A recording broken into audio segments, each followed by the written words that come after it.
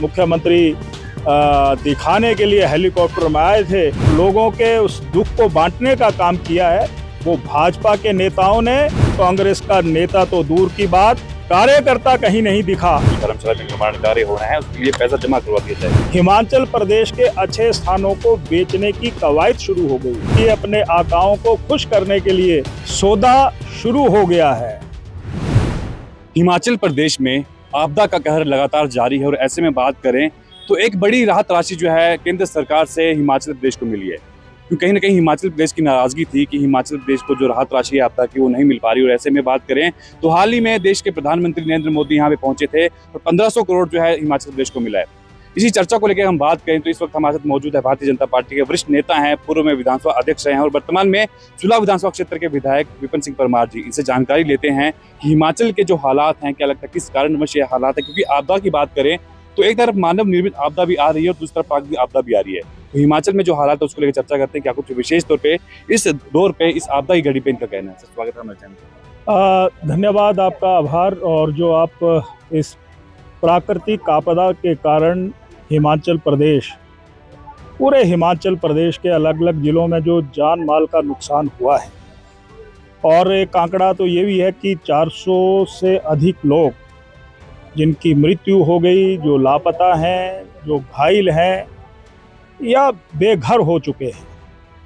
और मानसून जो है अभी तक हर दिन हमें कहीं ना कहीं सुनने को मिल रहा है कि फ्लैश फ्लड्स आ रहे हैं, लैंडस्लाइड्स हो रही हैं, क्लाउड बर्स्ट हो रहे हैं। तो मैं सिर्फ ये कहना चाहता हूँ कि जिसके का परिणाम ये है कि जनजीवन पूरी तरह से प्रभावित हो गया है और लगभग 3.5 महीनों से ये मानसून जो है अपना कहर बरपा रही है। आपने ये जानना चाहा है कि इस मानसून के कारण आपदा जो हुई, इसके लिए मैं कह सकता हूँ कि जहाँ प्रकृति ईश्वर ही सब कुछ ये करवाता होगा, वहीं पर हम और समाज के लोग भी कहीं ना कहीं इसके जिम्मेवार हैं। परंतु भारत सरकार ने जिस तरीके से और विशेष करके देश के यशस्वी प्रधानमंत्री श्री नरेंद्र मोदी जी ने हिमाचल प्रदेश का उन आपदा प्रभावित क्षेत्रों का एरियल सर्वे किया और जब वो धर्मशाला कांगड़ा में पहुंचे और प्रभावित लोगों से मिले, तो जब प्रभावित लोगों से मिलने के बाद उनकी आंखें नम हो गई कि ये दुर्दशा हिमाचल प्रदेश में है। और 17 महीने की उस बच्ची नीतिका को गोद में उठाने के बाद वो पूरी तरह से, जिसको मैं कह सकता हूँ कि एक वेग आवेग उनके मन में दौड़ने लगा, फैसला तुरंत लिया आपदा को ध्यान में रखते हुए कि मैं 1500 करोड़ रुपया हिमाचल प्रदेश के उन क्षेत्रों के लिए दूंगा। और हिमाचल प्रदेश की उस मांग को और सरकार को पूरा किया। तो सबसे पहले मैं प्रधानमंत्री जी का बहुत बहुत आभार प्रकट करना चाहता हूँ। और दूसरी बात ये भी कही गई है कि जितने मकान क्षतिग्रस्त हुए, जियो टैगिंग होगी, वो भी प्रधानमंत्री आवास योजना से पैसे आएंगे। SDRF में ये कहा गया है कि एडवांस किस्तें डाल दी जाएंगी। 198 करोड़ रुपया हिमाचल प्रदेश सरकार को मिल गया। इंफ्रास्ट्रक्चर डेवलपमेंट के बारे में भी कहा है कि जहां पर हमारे स्कूल या इस प्रकार के इंफ्रास्ट्रक्चर खराब हुए हैं, क्षतिग्रस्त हुए हैं, उनके लिए भी राशि भेज दी जाएगी। मेरा तो अब सिर्फ ये कहना है कि हिमाचल प्रदेश सरकार इस पैसे को जहां पर लोगों को ज़रूरत है, सड़कें बंद पड़ी हुई हैं, पीने के पानी की योजनाएं बंद पड़ी हैं, पुलियां और पुल टूटे हुए हैं, लोगों को वो राहत वहां पर पहुंचाई जाए। मैं मंडी जिला में भी गया, मैं चंबा में भी गया, वहाँ मैंने गांव की सड़कों को, राष्ट्रीय राजमार्ग को या हिमाचल प्रदेश के उन सड़कों की तरफ जब देखा तो मुझे ये लग रहा है कि ये 1500 करोड़ रुपया कारगर सिद्ध होगा। ये मैं कहना चाहता हूँ। आपने बात की चंबा की, भरमौर की, परंतु भरमौर में जो मणिमहेश यात्रा थी, काफी धार्मिक यात्रा, देश विदेश से श्रद्धालु वहाँ पे पहुंचे थे। वहाँ पे जो विफलता कहीं ना कहीं सरकार की देखी गई, क्या लगता है कि वो विफलता वहाँ पे पाई जानी चाहिए? क्योंकि लगातार आरोप लगे कि वहाँ पे शासन फेल है, प्रशासन फेल है। नहीं, मैं ये कहना चाहता हूँ कि जब इस प्रकार के यात्राएं होती हैं, धार्मिक यात्राएं होती हैं, या हिमाचल प्रदेश में तो बरसात चिरापूंजी के बाद धर्मशाला और हिमाचल प्रदेश में ही होती है, तो जो हमारा डिजास्टर मैनेजमेंट ये डिपार्टमेंट है, उस डिपार्टमेंट को इस संदर्भ में पूर्व में तैयारी करनी चाहिए। परंतु पूर्व में कोई एडवांस में किसी प्रकार की कोई तैयारी होती नहीं, और जब अचानक घटनाएं घटती हैं तो अफरा तफरी मचती है। तो मणिमहेश की यात्रा में भी शायद कुछ ऐसा ही देखने को मिला।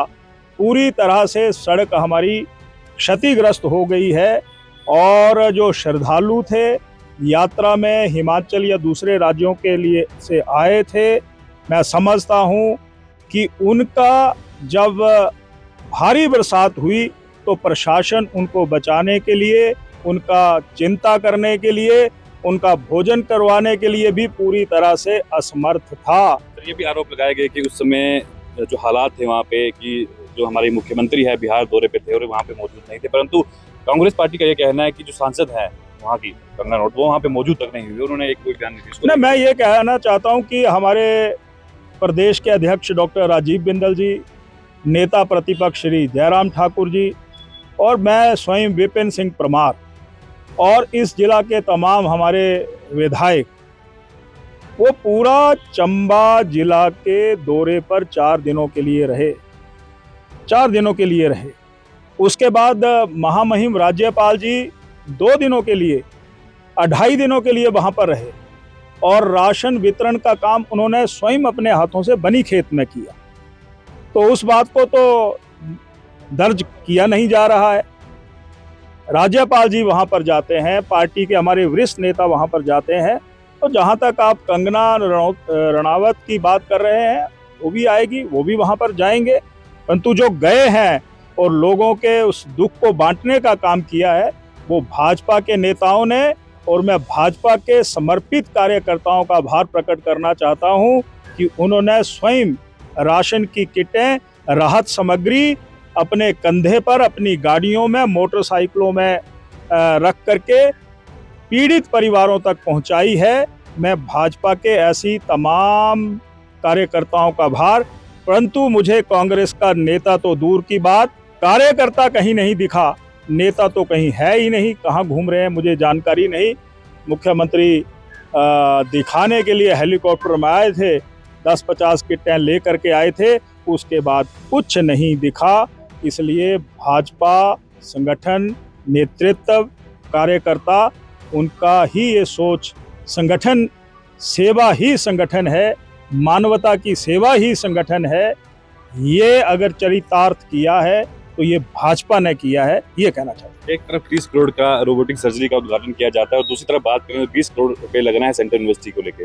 लगातार धर्मशाला के लोग मांग कर रहे हैं, जिला कांगड़ा के लोग मांग कर रहे हैं कि जो धर्मशाला में निर्माण कार्य हो रहे हैं उसके लिए पैसा जमा करवा दिया जाए, परंतु धरातल पे वो चीजें नहीं हो पा रही, एक तरफ वो चीजें की जाए, तो क्या लगता है भेदभाव नहीं हो रहा? नहीं, मैं तो ये कहना चाहता हूँ कि बहुत से मुद्दों को लेकर के हमारे जिस प्रश्न आपने किया है, भेदभाव हो रहा है। अब केंद्रीय विश्वविद्यालय के धर्मशाला कैंपस के लिए पैसा भारत सरकार ने स्वीकृत कर दिया है, टेंडर प्रक्रिया पूरी हो गई है। मात्र 30 करोड़ रुपया जो है इकोलॉजी डिपार्टमेंट, फॉरेस्ट डिपार्टमेंट को, पर्यावरण मंत्रालय को जमा करवाना है। वो जमा नहीं करवा रहे हैं।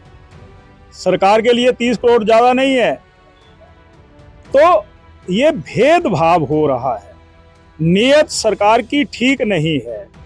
दूसरा मैं कहना चाहता हूँ, पर्यटन नगरी या कैपिटल धर्मशाला को सरकार ने बनाया है, उसकी कोई अधिसूचना नहीं है।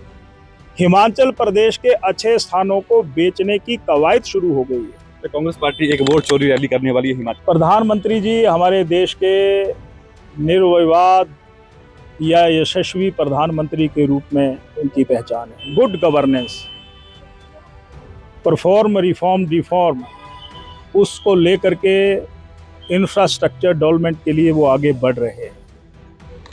और सत्ता समाज में परिवर्तन लाने का एक माध्यम है। हम जनप्रतिनिधि जनता के लिए उत्तरदायित्व है, ये हमारा मोटो है। तो यहाँ पर वोट चोरी नहीं, जिन सरकारों में कांग्रेस आती है वहाँ पर ईवीएम ठीक होती है, जहाँ पर भाजपा जीतती है वहाँ पर कहते हैं वोट चोरी हो रहा है।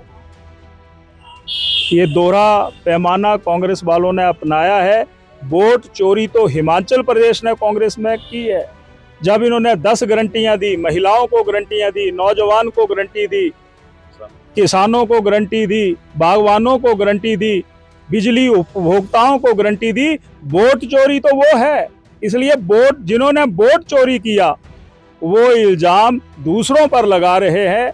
हिंदुस्तान में मैं ये कह सकता हूं कि जो प्रोग्रेसिव नीतियां भाजपा की हैं उसके परिणाम प्रधानमंत्री जी पहले जनसेवक के रूप में, उसके बाद मुख्य सेवक के रूप में, और उसके बाद वो समाज में अपनी पहचान बना पाए हैं। उसके रूप में भाजपा पूरे देश में लोगों का मन जीत पाई है, ये कहना चाहिए। धन्यवाद समय देने के लिए। शुक्रिया। ये थे विपिन सिंह परमार जी, इनसे हमने चर्चा किया है हिमाचल प्रदेश के अहम मुद्दों को लेकर क्या कुछ का कहना है। तो फिलहाल इस टीम में इतना ही, आप बने रहिएगा इनॉक्स न्यूज़ के साथ। फिलहाल मुझे इजाजत, धन्यवाद, जय हिंद, जय भारत।